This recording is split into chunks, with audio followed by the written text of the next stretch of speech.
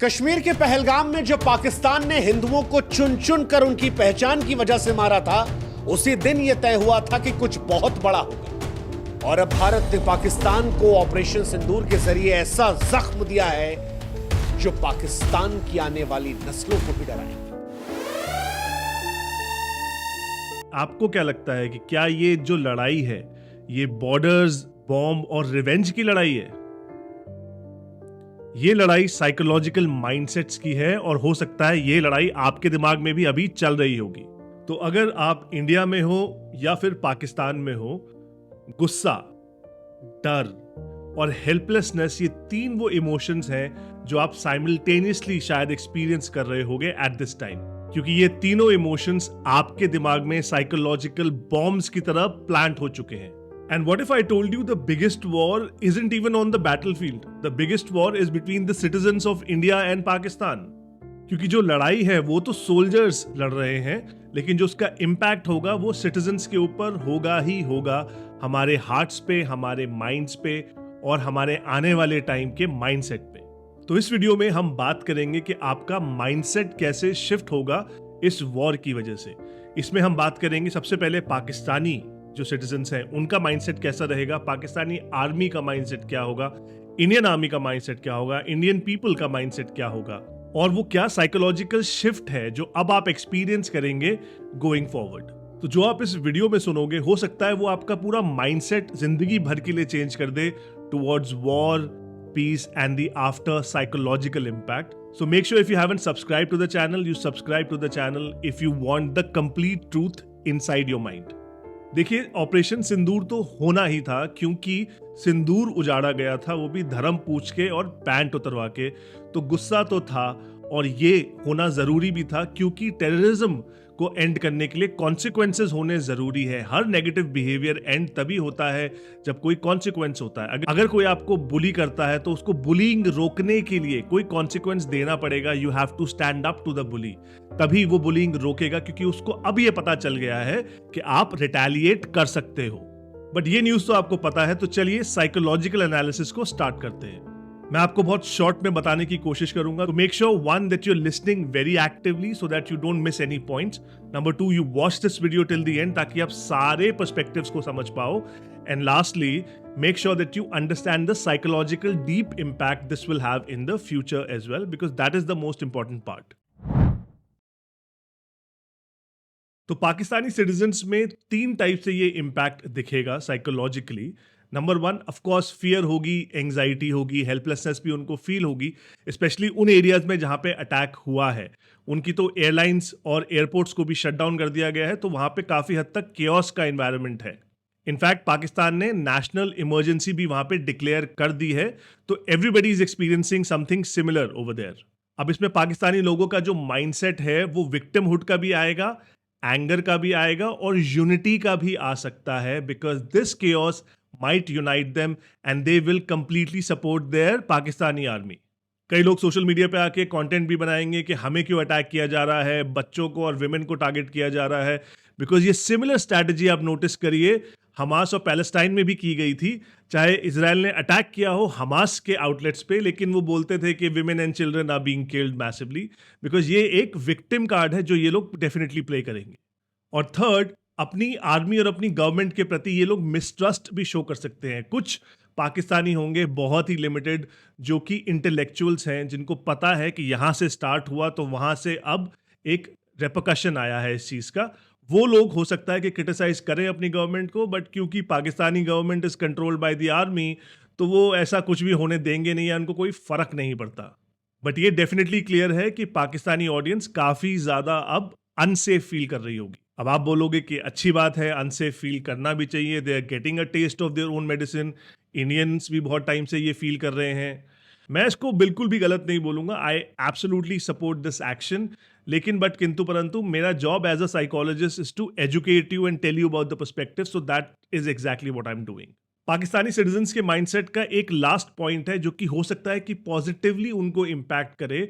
अब वो अपनी गवर्नमेंट में चेंज चाहते हों, वो बोलें कि गवर्नमेंट को प्रोग्रेस के प्रति बढ़ना चाहिए, वॉर या टेररिस्ट कैंप्स में इन्वेस्ट नहीं करना चाहिए।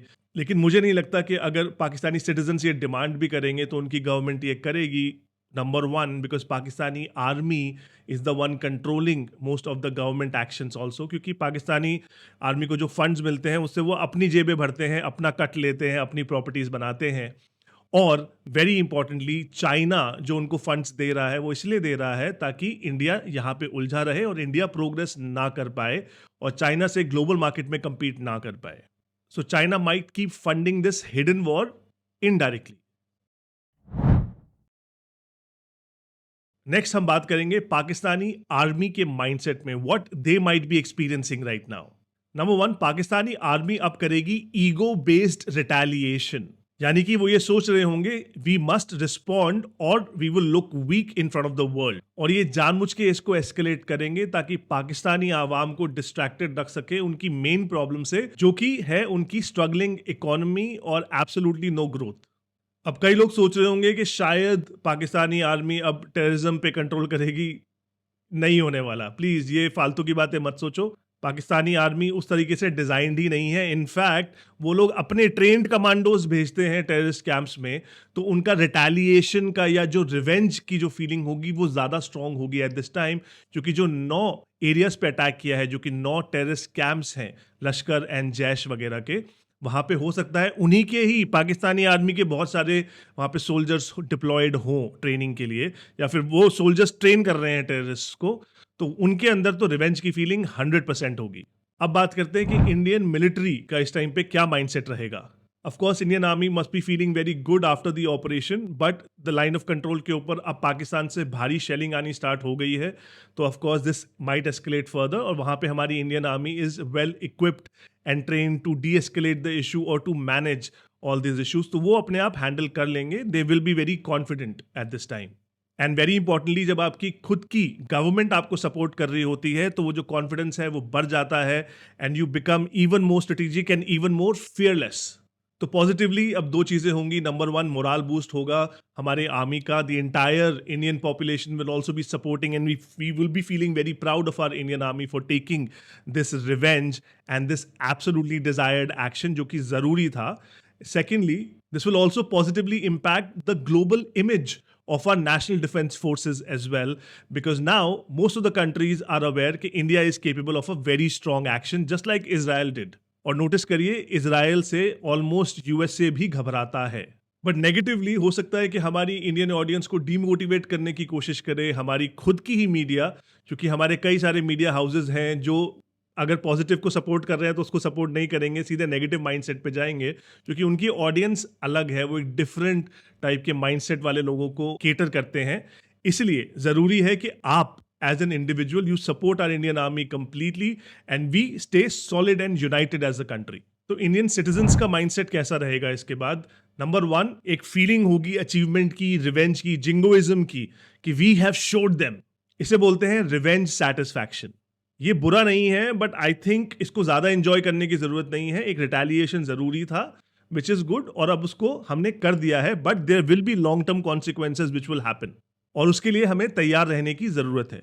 एक और नेगेटिव माइंडसेट जो बहुत ही तेजी से स्प्रेड हो रहा है वो है negative belief system towards Muslims. ये माइंडसेट बहुत खतरनाक है, बिकॉज ये कम्युनल हेट्रेड और कम्युनल राइट्स में बहुत जल्दी कन्वर्ट हो जाता है, और जो फियर अभी सिर्फ बॉर्डर पे है वो इनसाइड घरों के अंदर भी आ सकता है।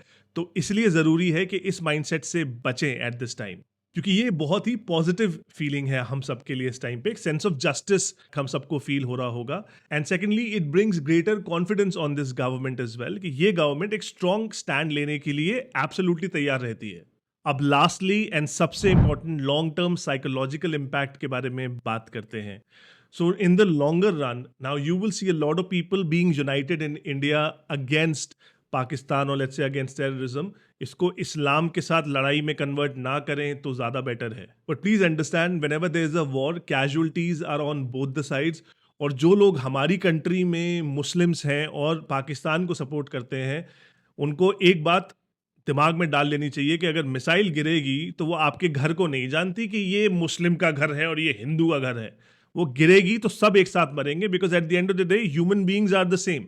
तो अब आपको ये नेगेटिव माइंडसेट होगा, जो फियर का होगा, एंगर का होगा, हो सकता है प्राइड का भी ये माइंडसेट हो जो कि एंगर में या फिर नेशनलिज्म में कन्वर्ट हो रहा है। इसको आपको कंट्रोल करना है, इसको आपको फोकस करके चैनलाइज करके प्रोडक्टिवली इसको यूज करना है। You should feel proud, you should feel happy about your country and you should feel now safer in your country, but we should also have critical thinking कि war जितनी avoid की जाए उतनी better है। Social media अगर आप use करते हैं तो सपोर्ट करिए, लेकिन वॉर को या अग्रेसिव मैसेजेस को वहां पे कंट्रोल करिए, ज्यादा स्प्रेड मत करिए। और आपके अराउंड अगर आपको आपके फ्रेंड्स दिखते हैं, फैमिली दिखती है जो कि बहुत ज्यादा जिंगोइज्म में जा रही है, बहुत ज्यादा नेगेटिव माइंडसेट या बिल्कुल अग्रेसिव माइंडसेट में जा रही है, उनको मेंटली कंट्रोल करिए, उनको स्टेबलाइज करिए, उनको बताइए कि in the longer run they need to calm down, because आपकी मेंटल हेल्थ इससे अफेक्ट हो रही है।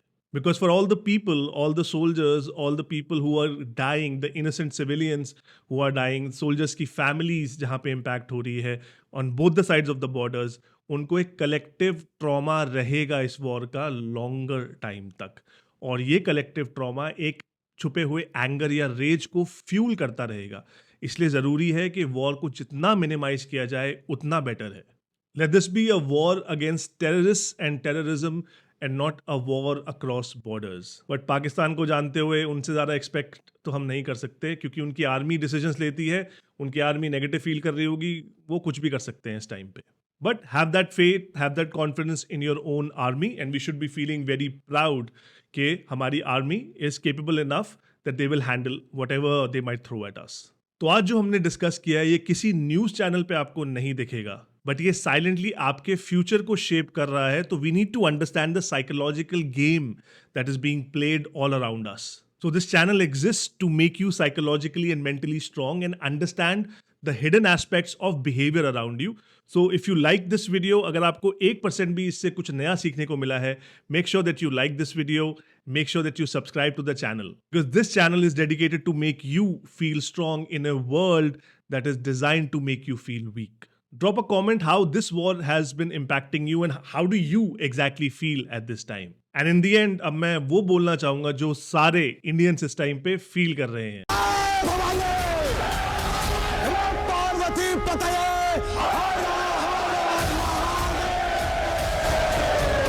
हर हर महादेव, हरे कृष्णा।